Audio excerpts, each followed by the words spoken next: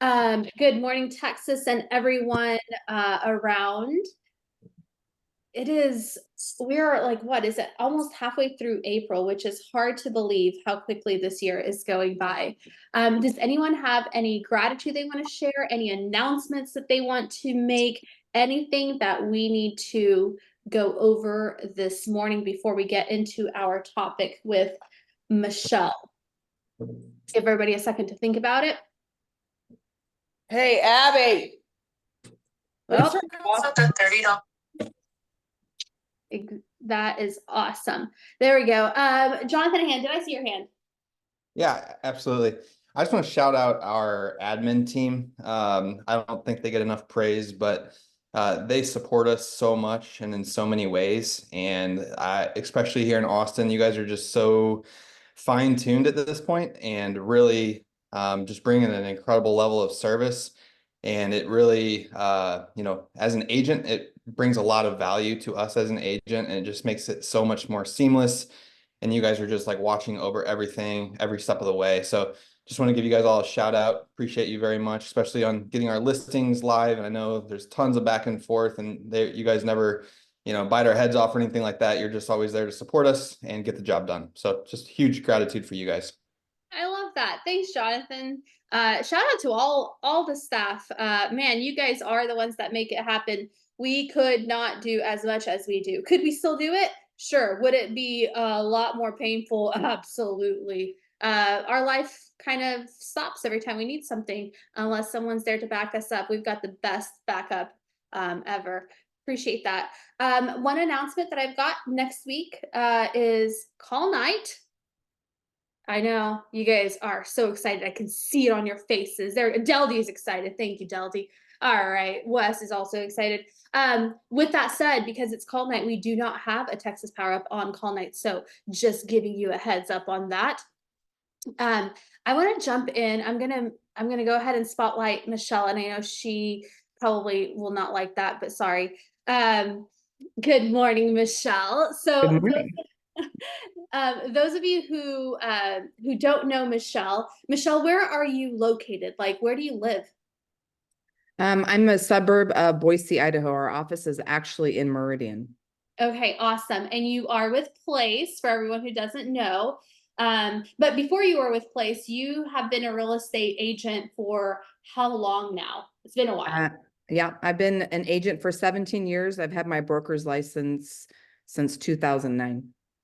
Oh, wow. Okay. So if you were in real estate in 2009 or before, just a few hands. All right. So we are in good company. Not only, do you hold a position with NAR and things like that, but also you've been around, like you love the real estate industry. You love real estate as a wealth building tool. So I wanted to jump in because Michelle is one of our really good friends. If you've been around for, maybe the beginning of this, BKT Place excitement for the last, 8 or so years, you probably have heard me talk about Michelle so much. And so, Michelle, you just got back from Chicago. What's in Chicago? It is the National Association of Realtors headquarters. So for those of you who did not know that, it is in Chicago. They've got a really pretty building, by the way. I took a picture of it. Yes, so your dues are going to a very nice building. No, just kidding. But with all that said, I think Michelle has a really unique perspective on what's going on because she sees the NAR side of things. She sees the realtor side of things. She is also on several committees there at NAR. So she's got a good insight, and I wanted her to share it with us. Michelle's got a slide deck that she prepared because she's awesome. And so my vision is Michelle will just share, and then we will pop in with questions. Is that fair? Please, absolutely. All right, let's do it. You might have to help me monitor chat. I will. But yes, all right.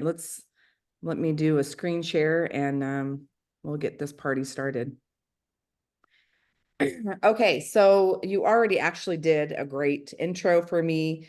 Michelle Bailey, I'm in Idaho. If you need anything in Idaho, I'm your gal. because if I can't do it, I will give you to the right place partner.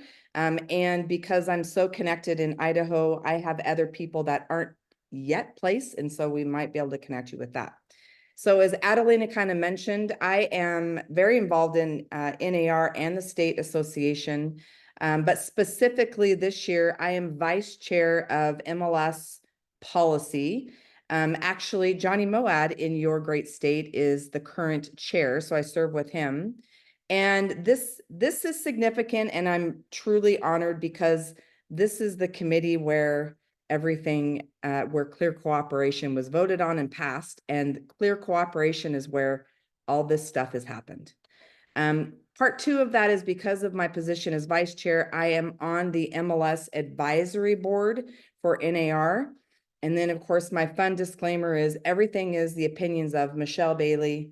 Michelle Bailey has lots and she shares them. That's not necessarily NAR, place, or anybody else. So we'll leave it at that. Perfect. Yes, there you go. So I just thought it might be kind of fun-ish to just explain for a moment some of the background that got us here. And really, especially in light of last week, with us losing the appeal with DOJ. So this actually started with DOJ kind of coming after us a tad bit, right, with antitrust. And then we were negotiating, when I say we, I'm saying NAR, we're negotiating with them on what would make them happy. And we came up with an agreement. And we started to implement those things, hence where clear cooperation came from. That was something that DOJ said that they wanted to see. And so when we agreed to this and we started implementing, then the DOJ came back and said, we're gonna actually, psych, we're not doing that. And then the lawsuit started with, you can't have an agreement and then go back on it, and then hence we lost. It's interesting to note that the political landscape has changed.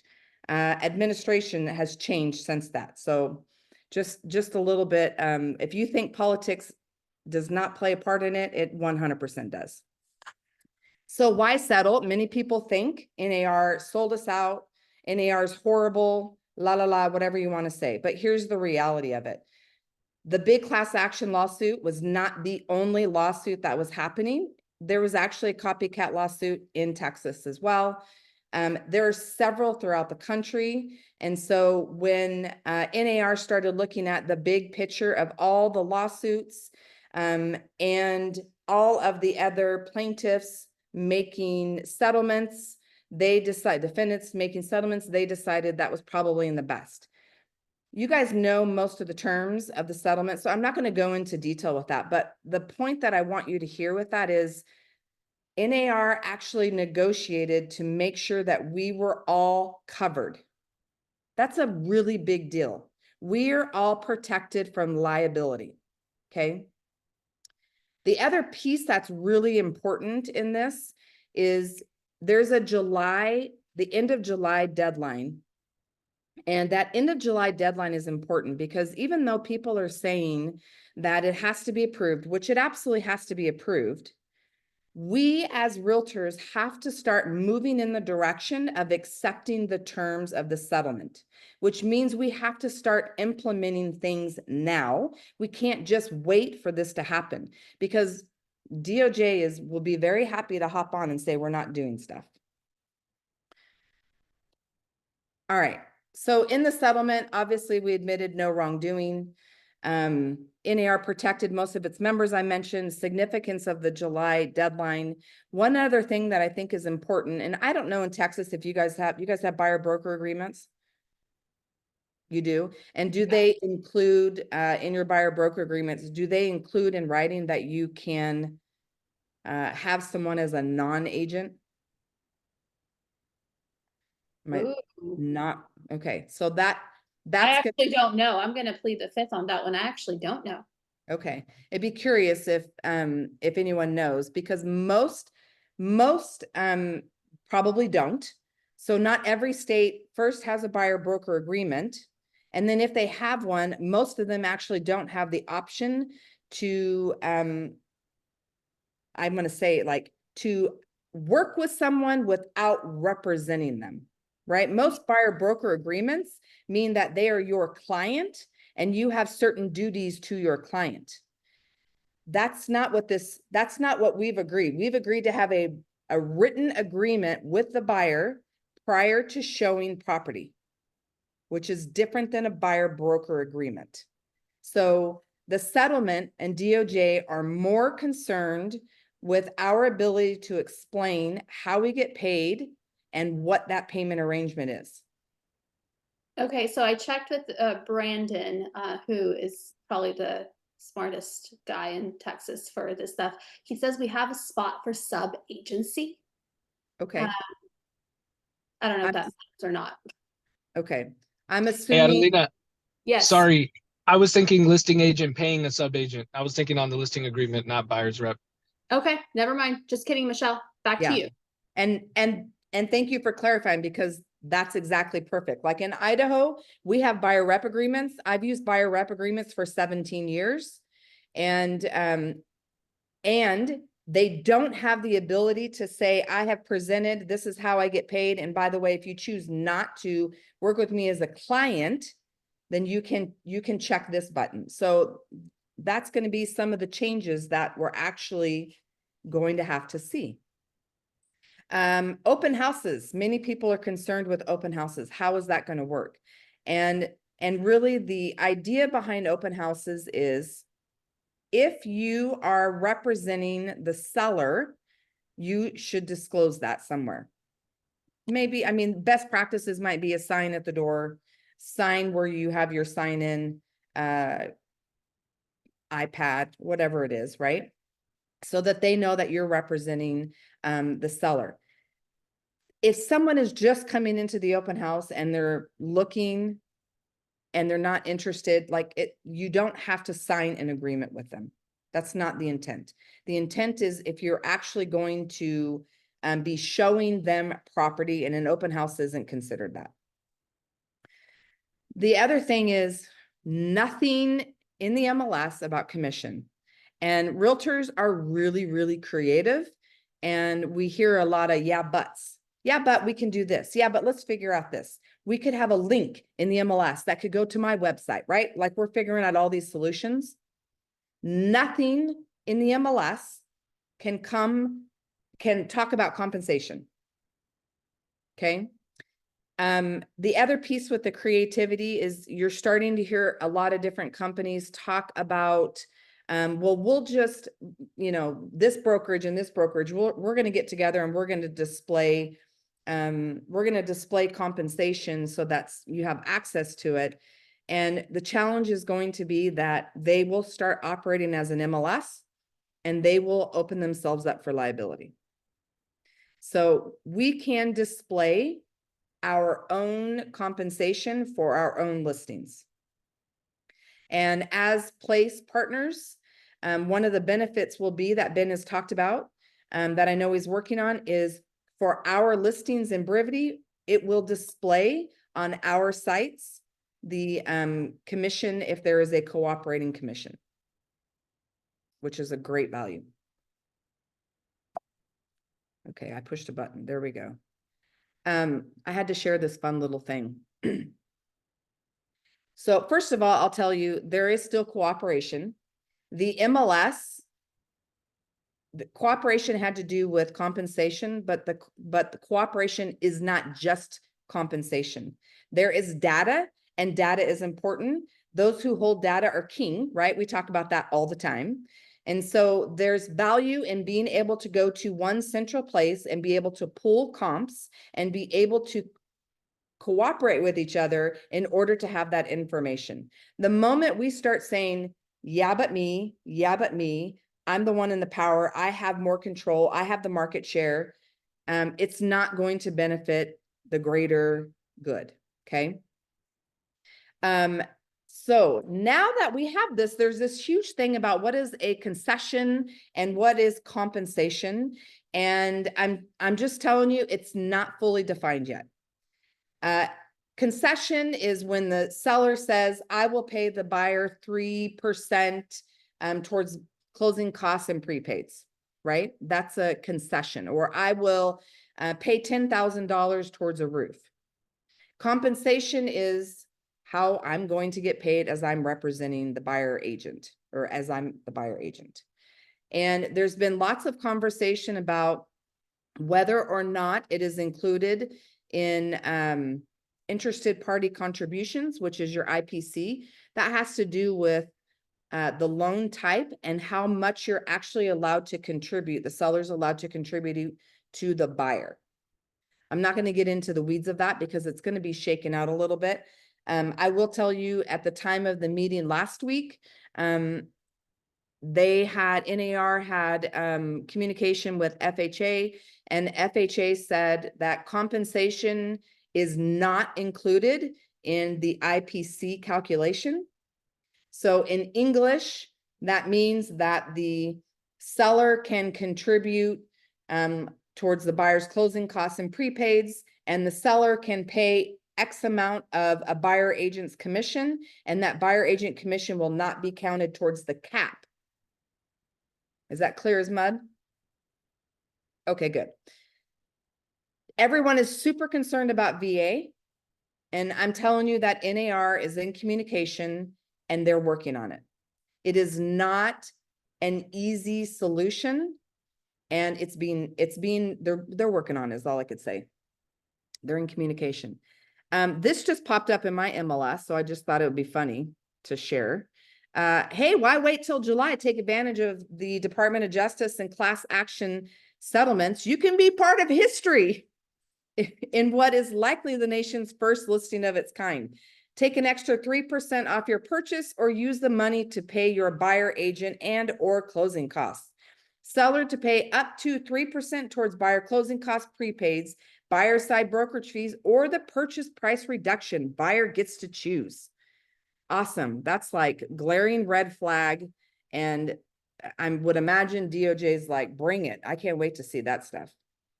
Yes, it's buyer's choice, but it's also in the MLS. That's a no-go. Okay, moving forward. And you'll tell me if there's questions in chat, right, Adelina? Because I can't see anything. Everybody's just so intently listening to you. Questions haven't even popped up. Okay, perfect. I'm just covering it so well. All right, so what do we do moving forward? If you didn't do buyer presentations, start doing them. Hopefully we've talked about it enough that you've actually started doing it. Another great value prop of Place is we have an actual buyer presentation. Guys, this is actually not common. And if you overread things on Facebook, sometimes I do the same. You will hear how people are talking about, what is the buyer presentation? What is it I need to include in my buyer presentation? We got that. So just lean into the resources that Place already has for you. Do the presentation before you start showing property. It's our job to educate our clients. Education cannot be underlined more. Share with them, be transparent. Show your value as a partner with Place. Lean into the leverage that we have. I mentioned the presentation that we have. There's also total transparency with Brevity. Like, how awesome is that? There's all these resources that we have within Place that when things start getting tough, we just pull up our bootstraps and we just start getting together, and we're figuring out solutions. Listing agents need to be really strong about explaining the buyer agent commission, how it works, and why it is important for them to cooperate with a buyer agent. In the beginning, it was the finder's fee, right? It was a way to say, hey, come look at my listing, come bring your buyers here. And now it's turned into this big rigmarole, and now it's a problem. But at the end of the day, we work together, we collaborate in a professional way, and everyone wants to work for money. We don't want to work for free, right? So all things being equal, I'm going to bring my buyer to all properties, by the way, if they want to see them, but I'm going to educate them on what it means if a listing is not going to pay a buyer agent commission and what that means to their bottom line. That's the important conversation. Please do not talk about specific percentages. I joke if you're on a Friday call and you see me having a redheaded moment, like I'm typing in there, quit saying that, quit talking about 3, 4, 5, 6, 7, 8, 9, 10, quit talking about apples and oranges. It's the same dang thing. You're just changing the word. It's just X percentage, Y percentage, right? We don't want to get ourselves in trouble. There's going to be MLS changes. And there's going to be changes to all of our state forms in order to accommodate this. And it all is going to have to happen somewhat quickly. So just be ready for that roller coaster ride. Facts.realtor. This is a realtor facing information website. Facts.realtor. You can log on and find out what's happening with the lawsuits and get all the information in one place. Compensation.realtor is a consumer-facing site that you can direct consumers to if they have more questions. And I think that's all I got. Let me exit out of this so you don't have to look at my face. So I'm going to go to questions here in just a second. Real quick, just so everybody's tracking, if you zoned out by mistake, when this thing started happening, you know, what is it now, like 6 weeks ago, 8 weeks ago, I can't even track it anymore, but a lot of our pitch was nothing's happened, don't worry, nothing's happened, it hasn't been approved yet. What I'm hearing you say, Michelle, is one way or another, this is happening. Is 100%. that Something's happening. Yes, okay. Something's happening. This is not as usual and will not be as usual. So if you're kind of putting everything on the back burner, like I'll deal with it when it happens, that is the wrong move. Are you, is that kind 100%. of vibe? Okay. Okay. That will just open us up to even more liability. 100%. Okay. Okay. And that's an aha for me because I don't know that I've been treating it personally as such. So I appreciate the, hey, get with it because things are changing and it's never going to be the same again. Correct. If DOJ had their way, okay, there would be no commissions. Okay. The buyer would have their commissions with their agent and the seller would have their commissions with their agent and each would negotiate. We know because we're in the industry, we know what that challenge means as far as financing and what that means for lower income buyers and the doors that it opens for discrimination. Okay. Okay, got it. Brandon, I'm gonna go to you, sir. Yes, sir. Thanks for putting your hand up.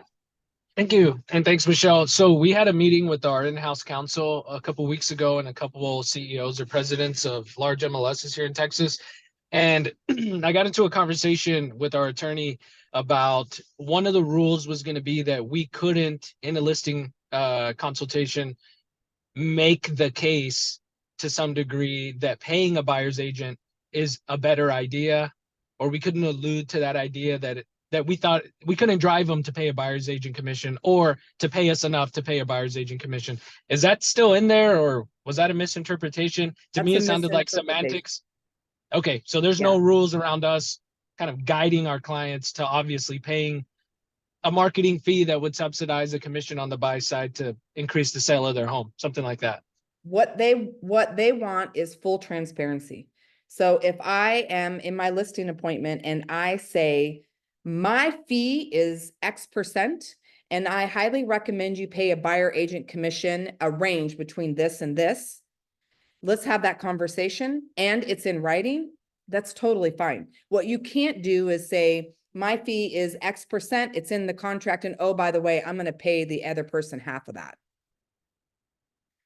They want transparency in that conversation. So the ability to have compensation has not gone away at all, or to offer. It just cannot be through the MLS. Got it. Thank you. You're welcome. You want me to call on people? Sorry, I totally. I'm gonna go real quick. placing, and Nashville had a question, and I'm gonna jump into that because it goes with this. Heard that the DOJ may file a letter of interest in the NAR settlement review to close the loophole. Accurate, not accurate? I haven't heard anything, and I sit Okay. in the room, so, I mean, Okay. that's not saying it's not gonna happen, because CMLS, who is over all of the MLSs, it's like it's NAR for realtors. They filed, I don't, whatever, some brief, I can't think of the technical term for that, legal term, with DOJ, so they're very well, I mean, it's not over. It's not Okay. over. Yeah. Okay, perfect. Aiden, gonna go to you, sir. Saw your hand next. Thank you. I kind of had two questions into one. Okay. The first question being, let's say, we're meeting up with a buyer, they want to view a property, and then we're gonna have to start having them signed. So A being, if we brought them to the property and got them signed, did the buyer consultation at the property, would that be okay? Or would that just need to be done completely before taking them to view the property? No, you could do it at the property if that's what you Okay. choose to do. Okay. And I would push a little bit, Aiden, I know Okay. nothing about you, but I would Okay. push a little bit are you setting yourself up as the professional, and are you giving them the opportunity to actually explain everything that you do, the value that you bring, and how you get paid? Okay, thank you. You're And welcome. also, I know kind of, I took a class at the market center, and they kind of mentioned if a buyer's hesitant to trying to bring up just taking them to view and have them sign one contract for every house that they view. How do you feel about that? I think that's like the weak sauce of it. I mean, Yeah. at the end of the day, if you're sitting down and you're doing a presentation with someone and they are reluctant to sign, then they're probably not very motivated, or they're going to waste your time anyway. But if they want to see one house, then I would absolutely do that agreement for one property. Okay. And if it continued to happen, then there's something else happening. And I would probably dig deeper with that. But the one house is a way to get them to move forward with the one, right? Yeah. Thank you. You're welcome. Great points, Aiden. Thank you. Jonathan, going to you. You mentioned, Michelle, on the brevity side that the commission could be listed on places sites. I'm sure there's a plan in place, but to make sure that doesn't get turned into an MLS from the DOJ's perspective? Well, let me clarify. So your listings, Jonathan, when people go to your website, they'll see commissions from your listings. But if you sent someone to my website, they're only going to see my listings and my buyer agent commissions. So it's not universal. Got it. Deanna. So I think that kind of answered my question. Honestly, mine was if it's not on their website, I guess to follow up with what you just answered, but if it's not on their website, if it's early on or whatever the reason, if we contact the listing agent and they provide information on the X amount compensation, if I'm understanding correctly, we are to communicate this with our buyers so they know how this will impact their bottom line. Is that correct? 100%. If Okay. you do a buyer consult and they sign representation, compensation, and let's just say for numbers that is 10%, as I just said, I'm breaking my own rules.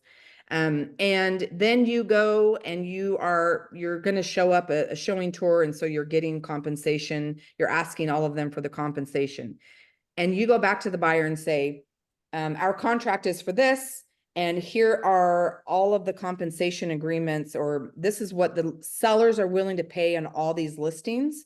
And 5 of them are less than what our contract says. So I want to make sure you're aware of that. I'm going to do my best to negotiate that in the purchase and in that contract.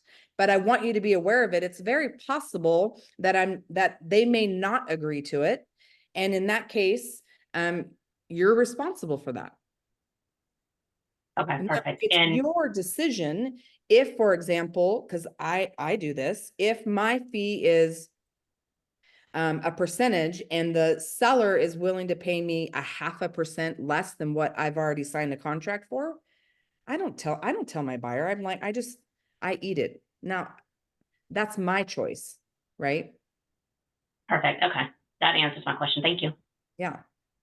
Michelle, is there a concern at all that you've heard that, you know, buyers up until this point really haven't had to deal with this, right? Like technically we know how everything has worked, but they really haven't dealt with this. So now all of a sudden, you know, they're doing the math and they're like, wow, am I getting $15,000, $20,000 worth of value? Like as a buyer, like, you know, like, is there concern around that?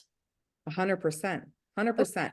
Yep. And that comes back to being able to share our value, for us to understand our value, because I guarantee you most agents don't know their own value. And it's kind of hard.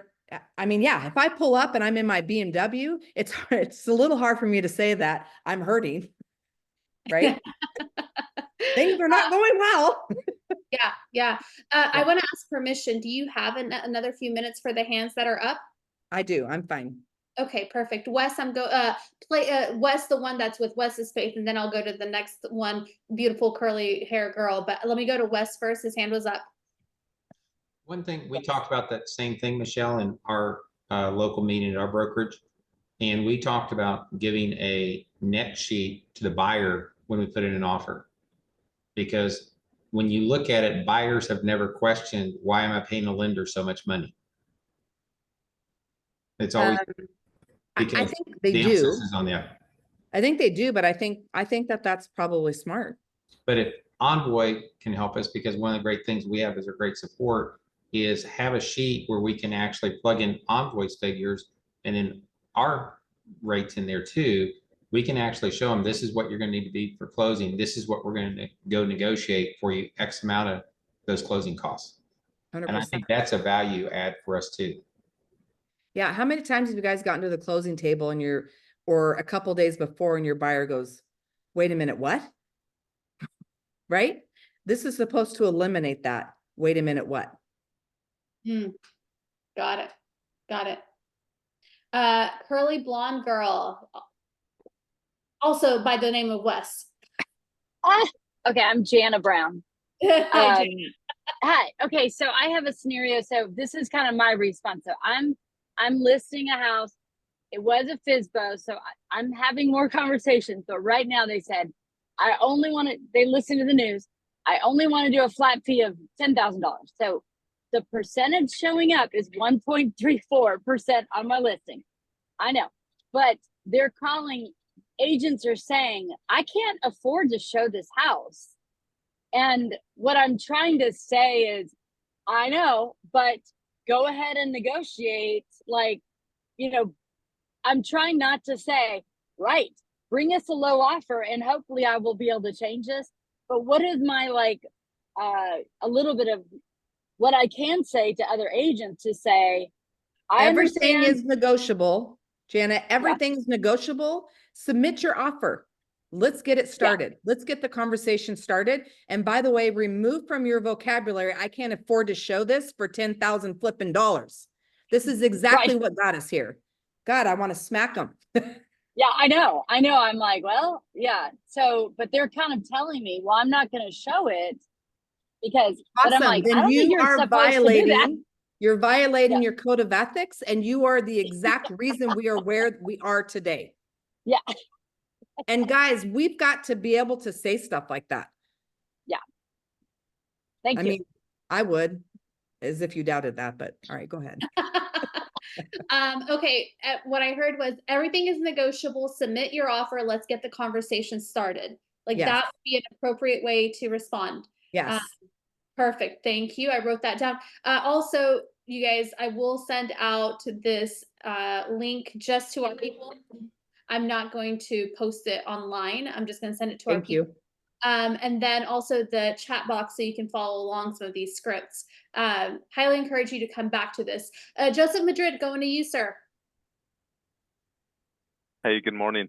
I had a quick question on, my understanding is that you signed it for X%, right? The buyer agreement.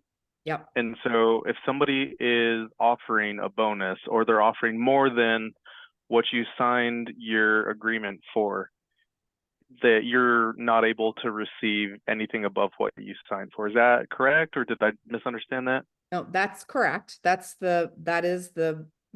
Yes, that's correct. And you can modify, you can do an addendum to your buyer agreement. The important part, again, is the transparency. Hey, Mr. Buyer, the seller is willing to pay me a percentage more, and I have an addendum to cover that. Are you good with that? Right? If you just take it, then that's not very transparent. Okay, and then a follow-up question to that, what would a script sound like if they're like, well, can you just contribute that towards closing, or can I have that as a gift? That depends on what you want to do, right? Your agreement was for X%, and now the seller is willing to pay you more. So have you done work to show your value as something higher than that? Or did you just show a house? Because we all get those, right? Where we get the call, we show up, show the house, write it up, and then we're good. I'm not saying that's less challenging when you're actually going through the escrow and getting it to the closing table. But at the end of the day, what value are you bringing to them so that they see that? Because if you're working hard, if you're communicating, if you're showing them what it is that you're doing, then they're probably not going to say, hey, I'd like, can you give me that money? Right? And if you have done that and you say, you know what, I appreciate you asking that, let's come up with a different solution, and you negotiate it. Does that make sense? Thank you. When I hear you speak, and I don't know if anybody else is hearing this, when I hear Michelle speak, there's not a doubt in my mind that I want Michelle to represent me. An agent like Michelle to represent me. When I hear Michelle speak, there's not a doubt in my mind that she's worth every penny that it costs to have her as my professional representative. There's not a doubt in my mind. So I want you to go back and I want you to think about self. Do I instill that level of confidence in my buyers, in my sellers?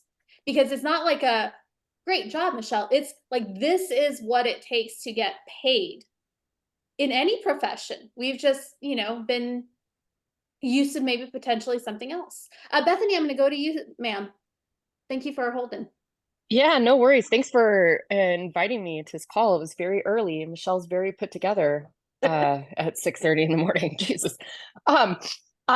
Two things. I've been using buyer broker agreements in my business for many, many years. Michelle, you know that. As of January 1, they became in law in Arizona. They have to be used on every single thing, which is amazing because now I feel like I have the hand up. But as of January 1, we started using seller compensation agreements outside of ERs and doing that where we're negotiating our commissions for our buyers upfront before showing, because we knew that this was coming and our brokerage created these forms for us. My question, I guess, is do you see that there's going to be potential issues with procuring cause, potentially where buyers go and show properties, but maybe they don't display enough value, and then those buyers go back, and then what does that look like about us? Do we just go on the day-to-day, like how we would normally go after our compensation with that? Or is this going to be something along the lines of, anything's going to happen. We know that. We don't know what lawsuits are going to happen, but I'm just curious if that's a thing that's been talked about.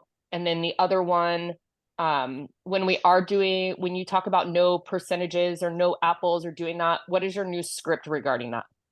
Because we changed it to professional service fee, but we still have to tell them what it is. Oh, you could talk to your clients about specific numbers. I just mean when we're in a room, yeah, that's what gives me heartburn. Okay. Like, when you Okay. I pull just up want to make sure, like, Facebook- if I'm having conversations about my commission percentages with my clients or even with the other party or doing that, I just want to make sure we're not going to be in, because my agents have been like, well, we're not allowed to talk about commissions anymore. I'm like, well, how the hell are you not going to get paid? Excuse my mouth. Yeah, no, you can talk about it you know. with your clients. Sorry. Okay. I don't want 4 or 5 apples from my client. I don't either, but I also think we're going to end up in a menu service thing on buyers and a menu service with listings, and we have to be able to have those conversations. But it's just going to be, I was trying to tell my clients yesterday, we could go on another thing, but Yeah.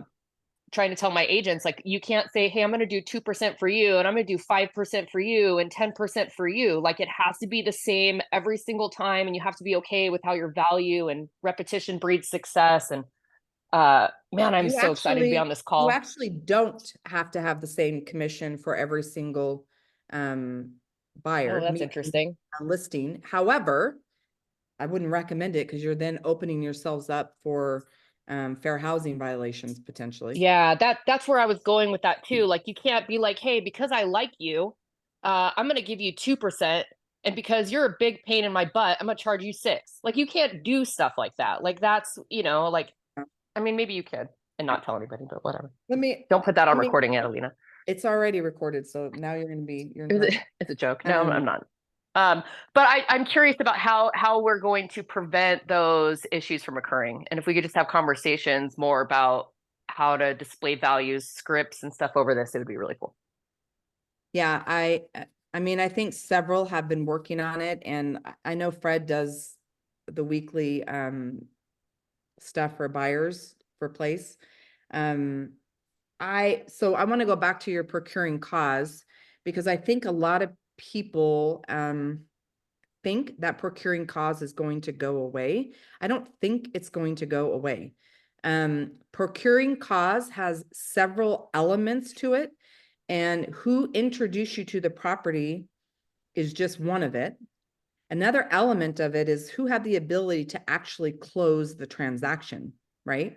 So as an example, I called a expired listing a couple weeks ago and noticed that her house had been expired like 4 times in the last 2 years. So I just called her and said, "What do you want to sell, or what's going on?" And turns out she wants to be in a very specific neighborhood, and she keeps putting her house on the market every time a house comes on. Well, it's too late. She's too late for that, right? So I start talking to her about some options, and I get her with my lender, and I'm just figuring things out, right? I'm problem solving. And then the next week, an agent calls me and says, "Hey, Michelle, I just want you to know I'm working with that person. I have a buyer rep with them, but I don't care if you want to work with her, it's fine." And I went, "Okay, well, cool. Thanks for the heads up," because she actually didn't tell me that. Now, at the end of the day, if I would have closed that deal, I would argue that I was procuring cause. I'm the one that got it to the closing table. I'm the one that introduced other financing options. I'm the one that negotiated a contract that actually made it to funding and recording. None of the other agents did. That's the difference in procuring cause. So we'll have to see. The other thing is, agents write really sloppy, crappy buyer agreements. So don't be that agent. And what I mean by that, if I'm in Idaho, well, I am in Idaho, so I know in my buyer rep agreements, if I'm representing someone and I say I cover all of Idaho, well, that's a crappy rep agreement in my opinion. I cannot best represent my agent if I'm in Boise, Idaho, up in Coeur d'Alene. I don't know Coeur d'Alene's rules. I don't know what happens with their land, right? You probably can't do the same. Well, you guys are all over the place, so I really can't say that. But you know what I'm getting at. Write a good buyer rep that is realistic and doesn't exclude you from being able to actually represent your client. You bring up a good point, Michelle, because in the past, we have had a buyer rep agreement, and say someone walked in to a builder, for example, we just sent over our buyer rep and we got paid. And it sounds like that is not necessarily the most professional service that we could have offered. And I hear all this and it sounds like, oh, we're gonna have to work. We've kind of felt like we were working, I guess. But like, think of the positives. Like, our industry will actually have people in it that do the work. Like, that's a good thing. That's not a bad thing.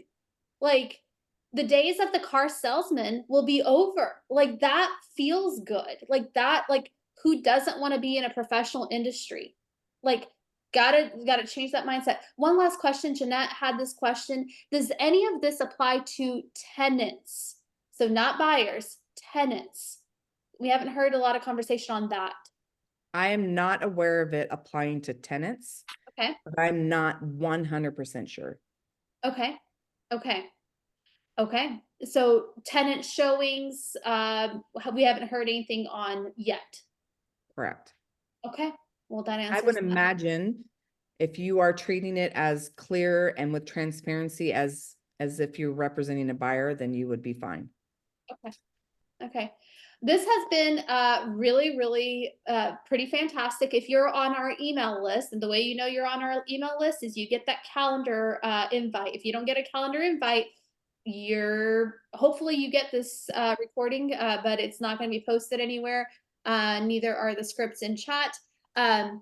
Michelle is fabulous. One of my favorite things is, you know, as Place has grown over the years, it's been really nice to have Michelle with her eyes and ears, you know, in a place where it matters for us. Whether you like NAR, don't like NAR, it is your professional organization. And honestly, like, I don't know that it's a great idea not to have a professional organization. So however you feel about things, it's usually not a great idea to not have a professional organization representing your needs. Sometimes does that get wonky? Sure. Just like every relationship, this is a business relationship, and they're doing everything they can to get on track. But I don't know that it's in our best interest not to have representation. All that to say, I posted some links in the chat for you. If you scroll up on where you can find buyer resources on Our Place, there's office hours actually today. Imagine that. It's 2:00 Central Time on buyer representation office hours to script through different scripts. So it's going to get interesting. Michelle, thanks for being part of the wild ride with us. Couldn't have asked for a better person, a redhead to boot with all of this. What a fantastic time. Sorry for keeping everybody longer. You're very popular, Michelle. Well, and you guys, like, I'm happy to answer questions. This is really, truly something I'm very passionate about and love helping. So reach out. Love that. Love that. You guys, we will see you not next week because it is call night. If you are not participating in call night, whoo, man, I'd get back into it. This is a perfect time to plug right back in to your business and get engaged in your business, because after all, it is your business. We will be back the week following. We've got a great lineup the next few weeks. It's going to be awesome. Appreciate you guys. Have a great rest of your week. Michelle, thank you so much. We will see you guys soon. Bye, guys. Thanks, Michelle.